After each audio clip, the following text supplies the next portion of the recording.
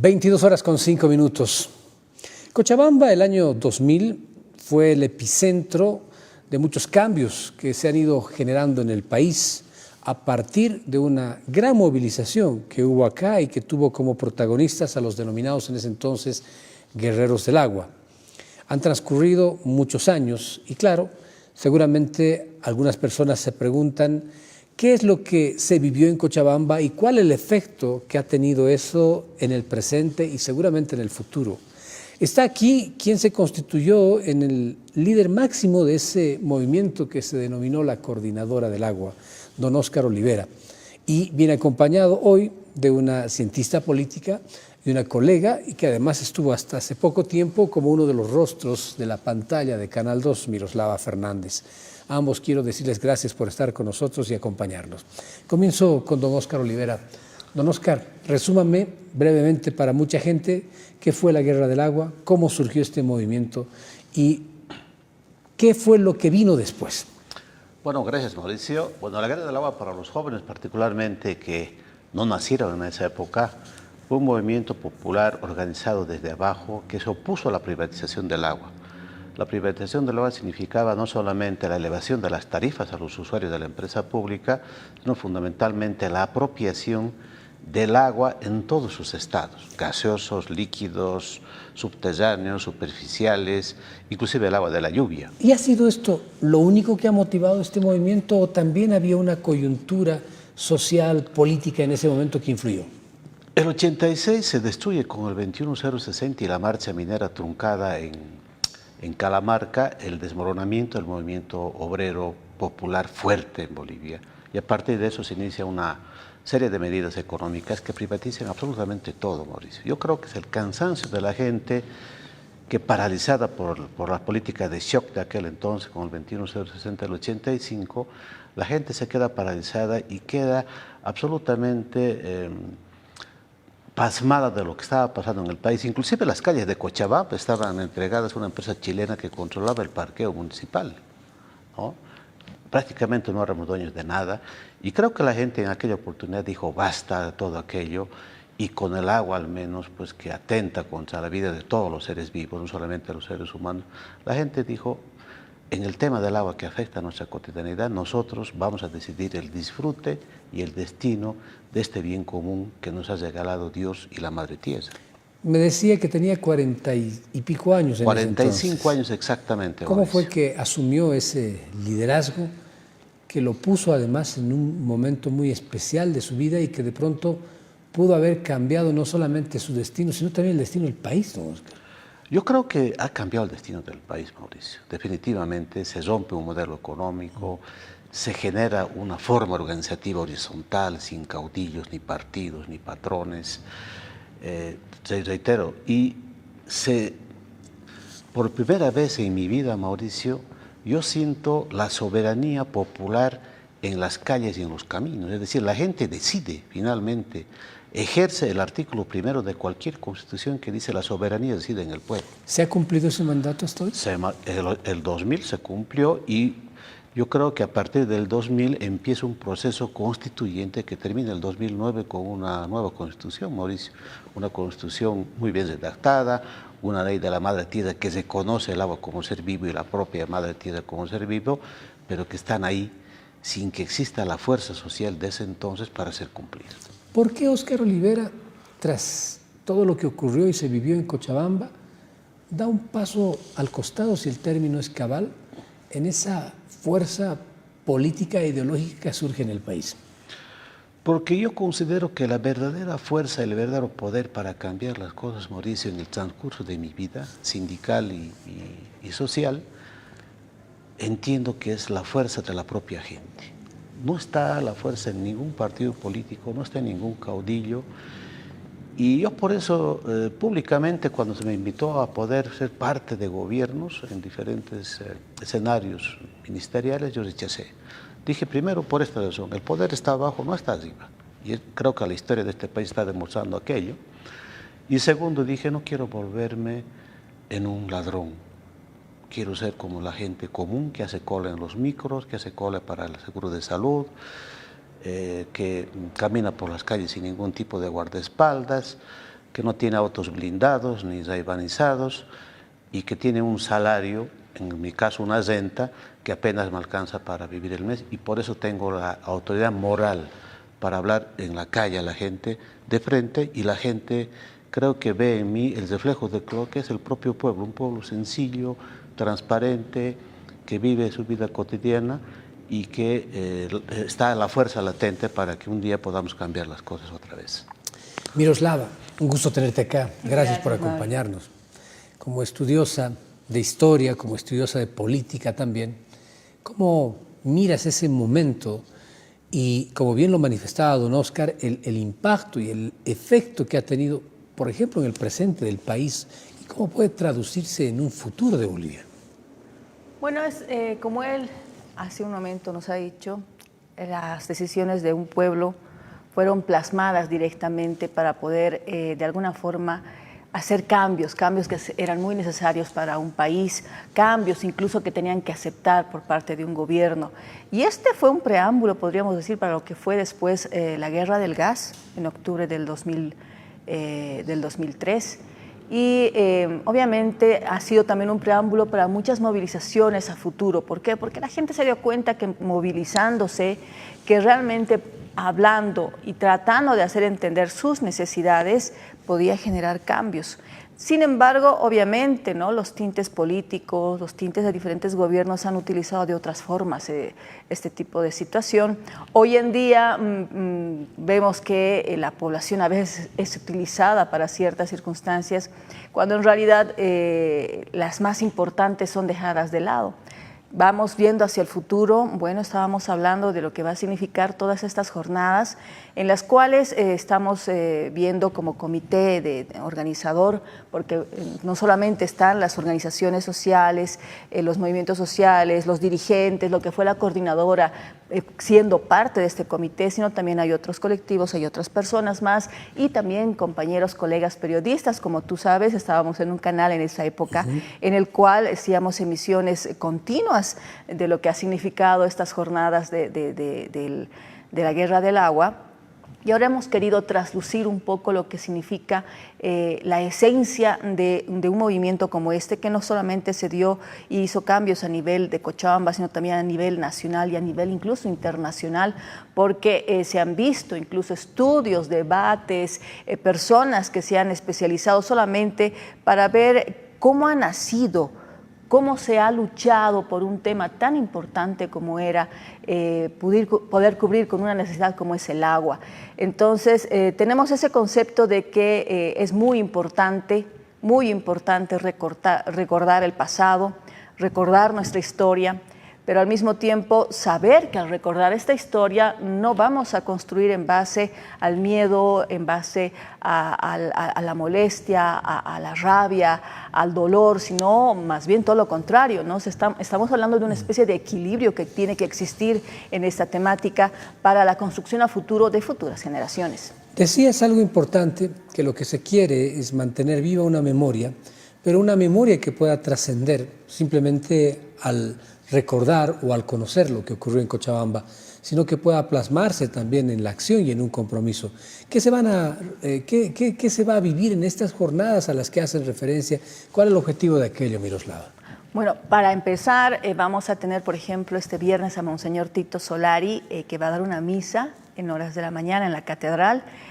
Monseñor se encuentra en otro departamento, pero está solamente por una jornada acá en Cochabamba, para poder ser parte de este recuerdo. También los regantes van a tener una actividad posteriormente a esta misa. Y el lunes tenemos también, hazme recuerdo. Un encuentro nacional e internacional, para un poco ir hablando sobre estos procesos muy sutiles de privatización del agua que existen en Bolivia y en el mundo. Y va a concluir la jornada del día lunes con un recorrido por los principales sitios donde la gente de manera conjunta luchó. Estamos hablando del arzobispado, la Federación de Fabriles, la Gobernación, la Séptima División, la Brasil y 25 de mayo, donde fue asesinado Víctor Hugo Daz, un día como hoy, 8 de abril. y luego la San Martín, pasando por la Jordán, la Bolívar, para volver a la plaza. Y en la plaza se va a hacer una visita al Museo de la Guerra del Agua, que está abierto de 2 a 6 de la tarde todo el mes de abril, donde hay toda una historia que contar con diferentes fotografías. Un documental que se llama Cuando perdimos el miedo, que fue estrenado en noviembre pasado y que ganó el premio Eduardo Baroa, otorgado por el Ministerio de Culturas en Bolivia hace unos días.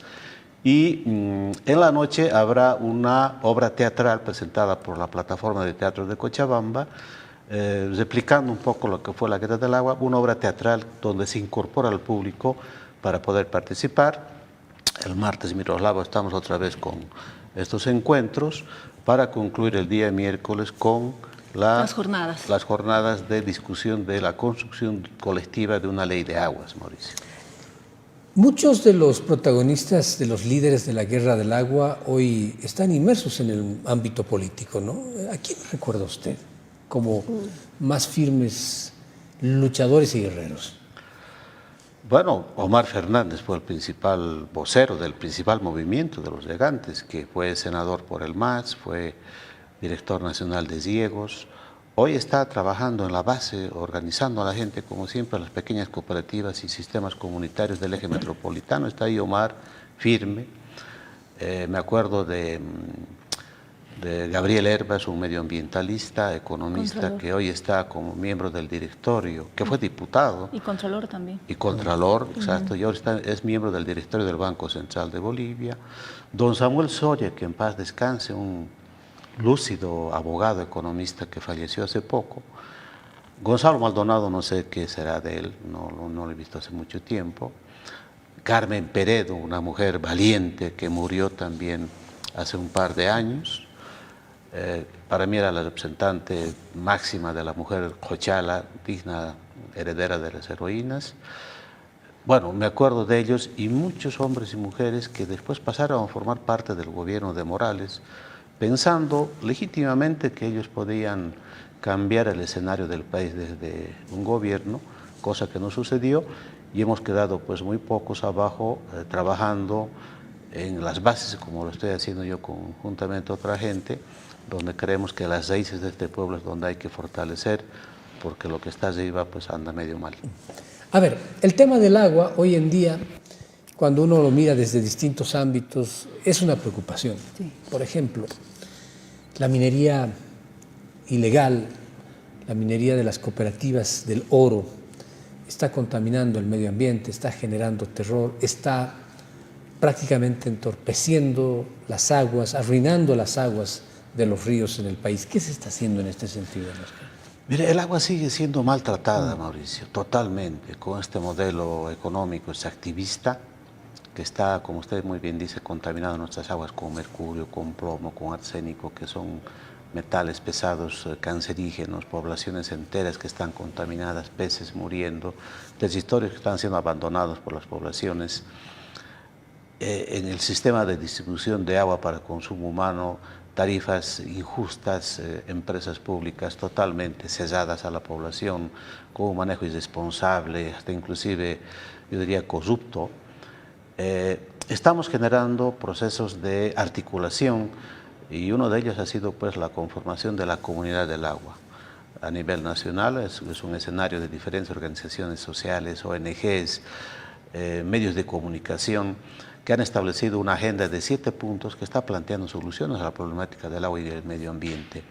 Y entre ellos está justamente la elaboración colectiva de una ley integral del ciclo del agua, que creo que puede ser el inicio para que el agua sea tratado como tal, como un bien común, como un ser vivo, como algo a quien nadie se le puede negar su acceso, ¿no? Hoy el agua es prioritariamente utilizado para la minería. La ley de minera está por encima de cualquier ley y realmente es grave, pero hay espacios también organizativos, Mauricio, que están generando resistencia, rebeldía, y decisión en conservar su territorio. Últimamente ha estado este problema en Río Chico, en Sucre, donde todo un distrito se levantó frente a la concesión para el funcionamiento de dos cooperativas mineras que iban a contaminar la cabecera de agua del Río Chico justamente, y ha sido la población movilizada que obligó al gobernador de Chuquisaca a levantar y abrogar esas concesiones, y hoy ese distrito tiene la posibilidad de seguir contando con agua para regar sus sembradíos que otorgan hortalizas a 100.000 personas en Sucre. O sea, estas son pequeñas victorias que normalmente no se las conoce, pero que demuestra que este pueblo, Mauricio, va a seguir peleando, no se va a rendir y va a seguir generando un proceso de construcción de una vida digna. Bueno, por ello es que se va a llevar a cabo una serie de actividades prácticamente desde el 10 de abril hasta el sábado 3 de mayo, Miroslava. Sí. Y habrá proyecciones de video. Cuéntame un poco de las actividades. Es la que te estábamos nombrando hace unos instantes, pero hay una que también nos olvidamos, el cierre que se da en una charla el 3 de mayo, en el cual vamos a encontrar precisamente estas personas que fueron parte importante. Va a estar tanto el general Gil, por ejemplo, Monseñor Tito Solari, estará Óscar Olivera, Omar Fernández, José va a ser Orías. José Orías. no, bueno, quien fue ese entonces viceministro, José Orías, y personas que han sido de alguna forma, podríamos decir, una especie de puntal dentro de lo que ha significado este cambio histórico que se ha dado en nuestro país. Mauricio Méndez también estará. Mauricio Méndez también estará, estaremos presentes, Jenny Osinaga, que es una de las periodistas que también estaba en el PAT, que fue precisamente la televisora que filmó precisamente al Robinson Iriarte cuando estaba utilizando un arma de fuego en plena avenida Ayacucho. Y bueno, todos esos detalles vamos a tratar de consolidarlos en un documento en el cual obviamente esto va a servir para las futuras generaciones y también va a servir para que podamos analizar y evaluar un poco más lo que ha significado las jornadas del agua. Pero haciendo un poco hincapié a lo que decía hace un momento Óscar, es muy importante hablar de las necesidades que tiene nuestro departamento. No hay que olvidar que, por ejemplo, el tema del cambio climático realmente ha afectado muchísimo a todo el mundo y también a Cochabamba.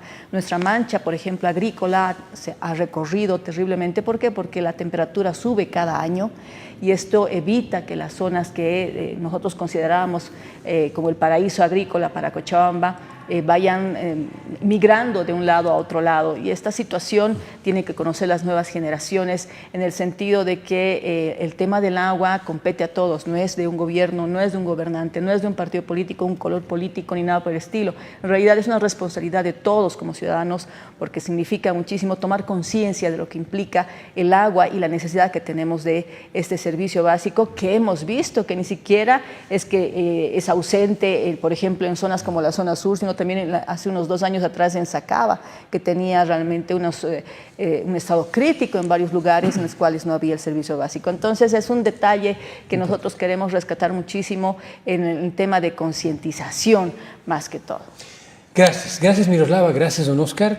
Nos acordamos de esos momentos que de alguna forma los hemos vivido muy de cerca y valoramos toda esa lucha, pero fundamentalmente esa consecuencia y ese compromiso que tiene usted. Gracias Miroslava, gracias don Óscar. A ti.